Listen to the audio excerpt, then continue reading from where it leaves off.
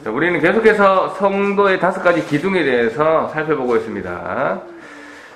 하이 제침과 하나님 사랑하라, 이웃을 사랑하라, 제자 삼아라, 침례를 주라, 가르치고 지켜라. 네. 그래서 우리가 지금 2번째 이웃을 사랑하라라는 예수님의 명령에서 우리가 어떻게 이웃을 사랑하냐라고 했을 때 사역을 통해서 이웃을 사랑할 수 있다라고 했습니다. 성경에서 사역이라고 사용된 단어의 의미는 뭐였죠? 다른 사람에게 유익을 주는 일, 다른 사람에게 유익을 주는 사람, 다른 사람에게 유익을 주는 직분을 이야기한다. 그렇게 성경에서는 사용되었다. 사역이라는 단어가. 그래서 우리가 그럼 어떻게 하면 이웃에게 유익을 줄 수 있을까? 봉사할 수 있을까라고 했을 때 크게 5가지 방법이 있다고 말씀드렸습니다. 영적인 은사를 통해서, 그리고 마음을 통해서, 그리고 능력을 통해서, 성격을 통해서, 그 다음에 경험을 통해서 이웃에게 유익을 줄 수 있다라고 지난주에 말씀을 나눴고요. 그래서 우리는 지금까지 하나님이 주신 은사나 마음이나 능력이나 성격이나 경험을 통해서 다른 사람에게 유익을 줄 수 있는 사람이 되어야 한다. 네. 하나님께서 각자에게 맞도록 특별한 은사를 주셨는데, 네, 그렇게 그것을 통해서 이웃을 섬기기를 원하셨는데, 그런데 우리는 정작 이러한 것들을 통해서 실수하는 것이 뭡니까? 내가 유익을 얻으려고 한다라는 것이죠. 내가 손해보지 않으려고 하고, 네, 내가 유익을 얻기 위해 이러한 것들, 나의 능력이나 나의 마음의 경험들을, 나의 지식을 사용하는 경우가 허다하다. 특별히 예전에 비유를 들었죠. 목사님들의 치유 은사 같은 거. 네, 예전에 얼마 주면 고쳐주냐 이런 식의 돈을 가져와야 고쳐주고, 기도해줄 때도 돈 받고 기도해주고, 예전에는 꼭 그런 식은 아니었지만 예의식의 그런 거였지만 그게 의미가 자꾸 변질되고 해서 그런 기도들, 그런 모습들 좋지 않습니다. 하나님이 이웃을 섬기라고 주신 은사인데 돈을 받는다. 그럼 의중이 다른 거죠. 네. 우리가 신앙생활을 수십 년을 해도 아직도 나의 유익만을 생각하고 타인을 배려하지 않는, 타인을 섬기려 하지 않는 모습이 있다면 우리가 진지하게 한번 자신을 되돌아볼 필요가 있습니다. 하나님이 원하시는 성도는 그렇지 않겠죠. 하나님이 원하는 성도. 자, 여러분은 어떻습니까? 남편을, 아내를, 또 자녀를, 또 부모에게 또 유익을 주기 위한 일을 하고 있습니까? 장로님을, 또 목사님을, 집사님을, 또 권사님들에게 유익을 주기 위한 일을 하고 있습니까? 옆집, 앞집 사람들에게, 또 친구들이나 친척들에게 어떤 유익을 주는 일을 하고 있습니까? 아니면 아직도 나만의 유익을 생각하면서 내가 섬김받고, 내가 봉사받고, 내가 사랑받기를 원하시는 것은 아닌지 모르겠습니다. 그래서 자기 자신을 이 말씀에 비춰서 살펴보시기를 바랍니다. 성경은 아주 단순한 내용을 반복하고 있습니다. 하나님을 사랑하는 마음을 가지고 이타적인 삶을 살아가는 삶을 요구해요. 단순히 이 한 줄입니다. 하나님을 사랑하는 마음을 가지고 다른 사람을 이롭게 해라. 곧 이웃을 사랑하라. 이웃을 섬기라. 이웃에게 봉사해라. 라고 했죠. 그래서 이웃을 섬기기 위해서는 자신을 희생해야 됩니다. 때로는 내 것도 포기해야 됩니다. 그것이 하나님께서 우리를 부르신 목적입니다. 예수 그리스도께서 이 땅에 오셔서 자신을 죽이시기까지 이웃을 사랑하셨죠. 또 당시 절대 있을 수 없는 일, 선생이란 자가 무릎을 꿇어서 제자들에게 발을 씻긴다는 것은 말도 안 되는, 상상할 수도 없는 일인데 예수님은 그렇게 제자들을 섬기시고 본을 보이셨습니다. 우리도 그리하여야 합니다. 나만 하면 손해 아닌가라고 생각이 들 수도 있지만, 나만 바보 되는 거 아닌가라고 생각이 들 수도 있습니다. 그러나 하나님께서는 이것이 너희를 살리는 것이다 라고 말씀해 주고 있습니다. 이 방법은 확실합니다. 왜 그렇습니까? 하나님께서 직접 이 땅에 와서 보여주셨기 때문에, 이 세상 모든 사람이 아니라고 할 때 이 세상을 지으신 분이 맞다 라고 보여주셨습니다. 우리는 그분의 길을 따라가면 됩니다. 그분이 나에게 주신 은사, 마음, 능력, 성격, 경험 등을 사용해서 다른 사람을 섬겨 보시기 바랍니다. 제가 감히 말씀드리지만 이렇게 하시는 분은 성공합니다. 네, 반드시 성공합니다. 이거는 제가 100% 약속드릴 수 있습니다. 이웃을 섬기면 성공합니다. 여기서 제가 말씀드리는 성공은 네, 이게 어떤 뜻인지는 이제 하나님 마음으로 이웃을 섬기시는 분은 네, 분명히 이 성공의 뜻을 알고 계실 겁니다. 오늘 설명도 드리는데 다시 말씀드리지만 우리가 말씀이라는 거울을 통해서 내가 어떤 사람인지 되돌아보시고 하나님이 주신 것들을 발전시키십시오. 네. 그리고 그 발전시킨 것을 가지고 사용하셔서 누굴 위해 사용하세요? 다른 사람에게 사용하셔서 결론적으로는 하나님의 영광을 드러내는 일에 우리는 쓰임받아야 합니다. 자, 오늘은 다른 사람에게 위기를 주기 위해 살아가는 사역자로서 어떤 자세와 어떤 마음가짐이 되는지를 살펴보도록 하죠. 첫 번째로 사역자는 어떤 마음가짐이 있어야 되냐?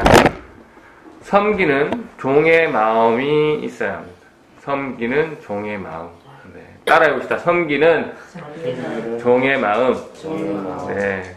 섬기는 종의 마음을 배우기 위해서 가장 좋은 모델 누구실까요? 네. 무조건 예수님. 예수님이 말씀하셨습니다. 너희 중에 누구든지 으뜸이 되고자 하는 자는 너희의 종이 되어야 하리라. 인자가 온 것은 섬김을 받으려 함이 아니라 도리로 섬기려 하고 자기 목숨을 많은 사람들의 대속물로 주려 함이라 라고 말씀하셨습니다.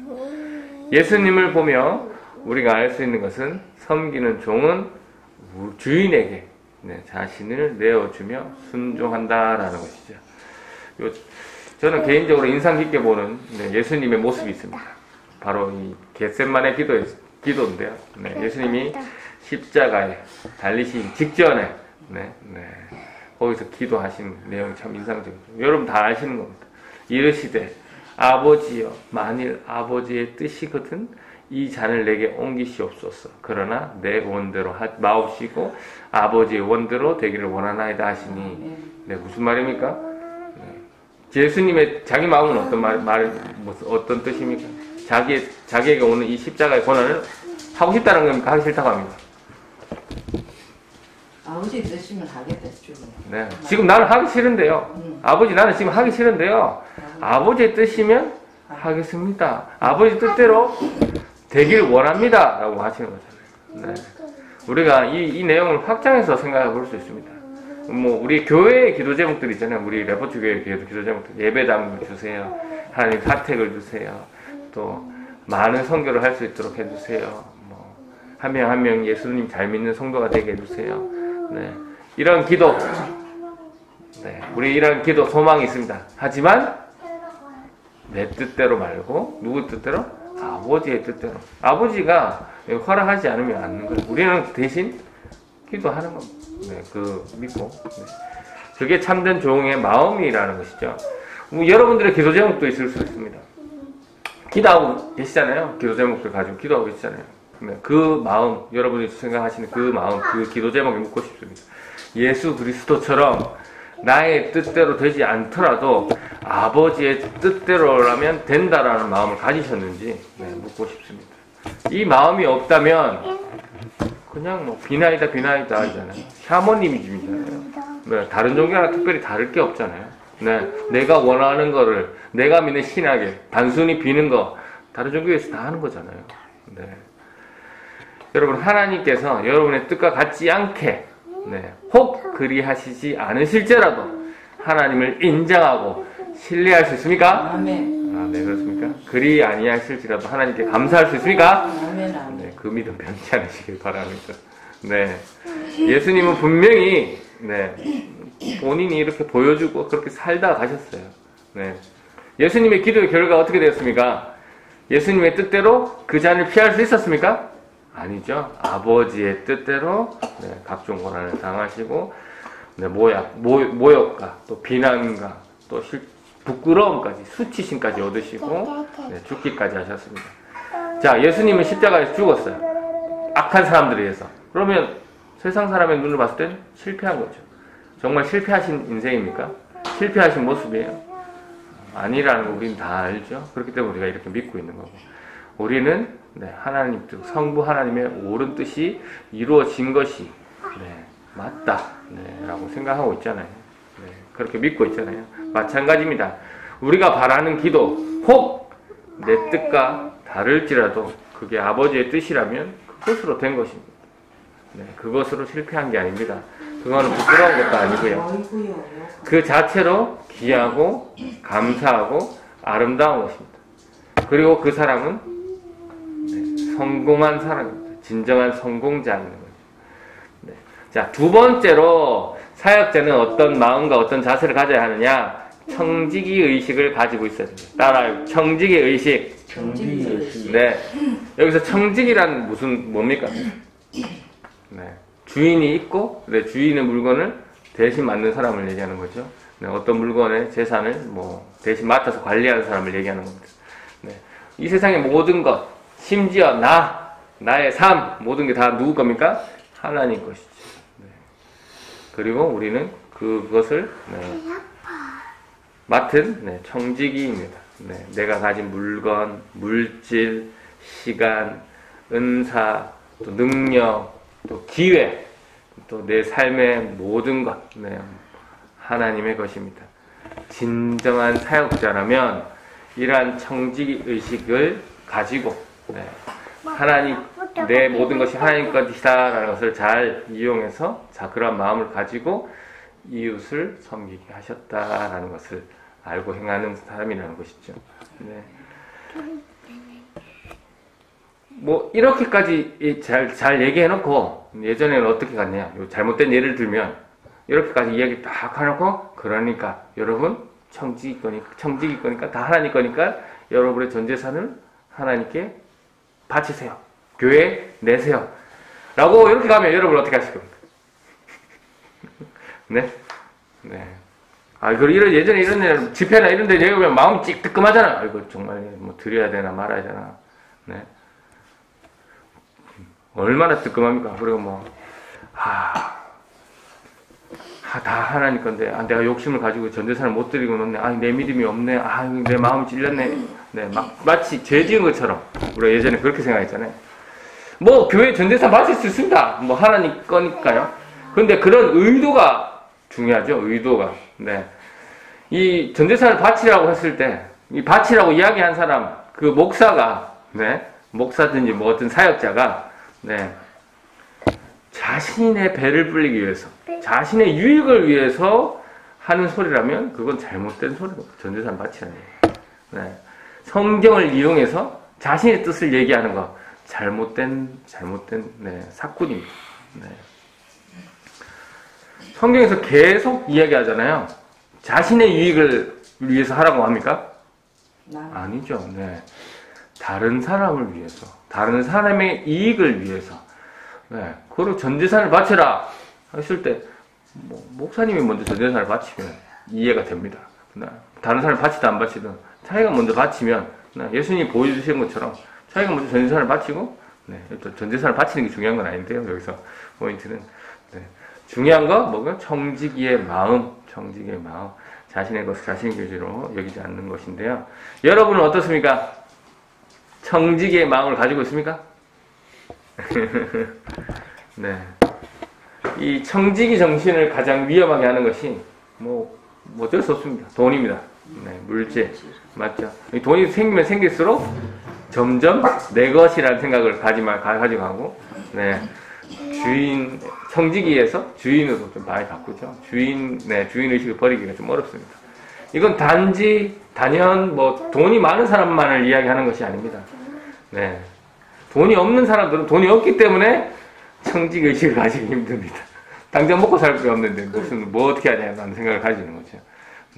우리가 그래서 돈이 필요 없다라는 얘기가 아니죠. 돈은 꼭 이 세상을 살아가기 위해 반드시 필요하고, 그리고 사실 많을수록 좋습니다.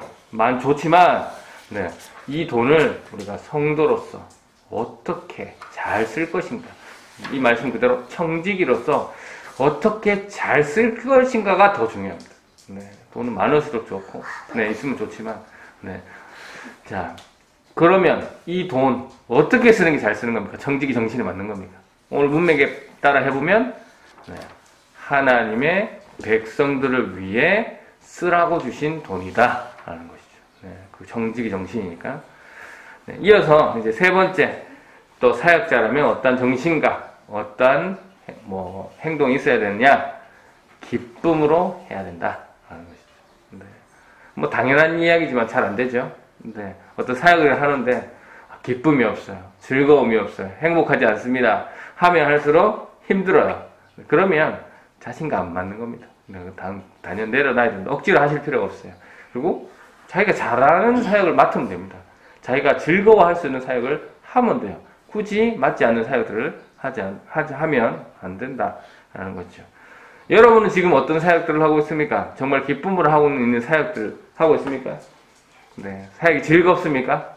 네, 여러분 사역들 다 하고 계시잖아요. 기도 말씀도 준비해 오시고, 기도도 준비해 오시고, 뭐 여러 가지 뭐 찬양도 준비해 오시고, 자리도 미리 만들어 놓으시고, 장소도 준비하시고, 시간도 만들어 놓으시고, 또 음식을 준비하시는 분도 있고, 여러 가지 사역들이 많이 있습니다. 네, 이런 것들 기쁨으로 해야 됩니다. 기쁨으로. 네. 그리고 사역자는 겸손합니다. 겸손해야 합니다. 네, 사역자는 겸손해야 된다.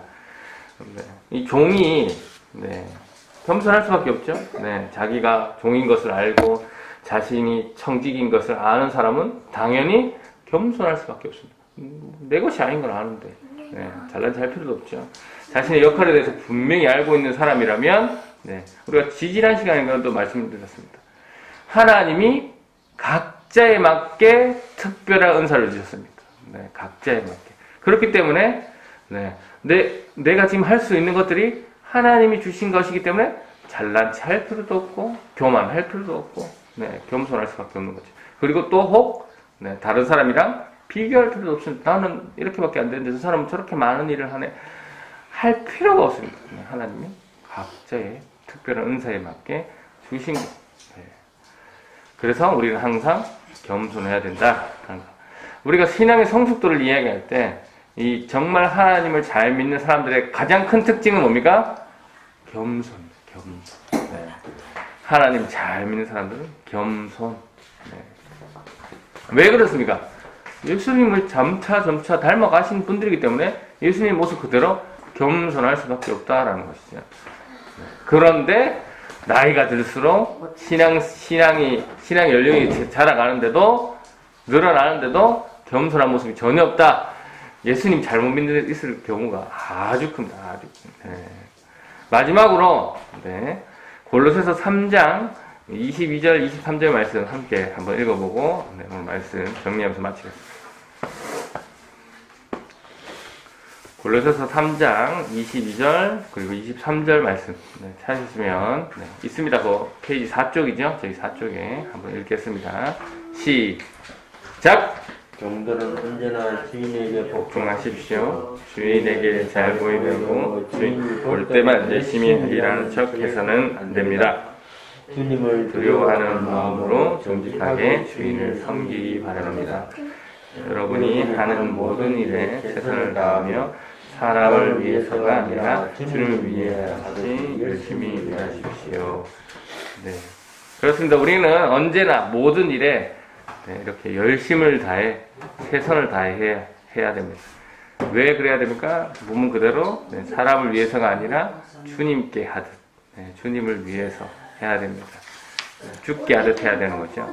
하나님 이거는 제가 이래서 못하고요. 지금 저는 지금 상황이 이래서 못하겠습니다. 아이고 죄송합니다. 제가 하고 싶은 마음이 있는데요. 하나님 아니면 이것만 좀 도와주시면 제가 이걸 하게 보겠습니다. 뭐 이런 식. 안 그렇습니다. 지금 주어진 환경에서 최선을 다하면 됩니다. 지금 주어진 환경에서 이웃을 사랑하면 됩니다. 앞에서도 말씀드렸지만 말씀을 전하는 일은 아주 큰 일이고 아니면 집에서 설거지하고 밥 차리고 빨래 청소하는 일은 적은 일이 아닙니다. 다 큰 일입니다. 다 중요한 일입니다. 바라옵기는 우리 부산 레포트교회 성도들은 지금 여러분에게 주어진 환경에서 하나님 뜻을 알고 그리고 그것을 통해 감사하고 앞에서 말한 것처럼 기쁨으로 종된 모습을 깨닫고 그래서 청직의 정신을 가져서 맡겨진 일에 최선을 다해서 열심을 다해서 정말 하나님이 맡기신 하나님의 성도들을 섬기는 일을 잘 감당하셔서 하나님의 영광을 드러내는 일에 쓰임받는 진짜 성공자가 완전한 성공자가 되시기를 주님의 이름으로 축원합니다. 아멘. 이 시간 함께 기도하실 때 오늘 주신 말씀 묵상하고 기도하시고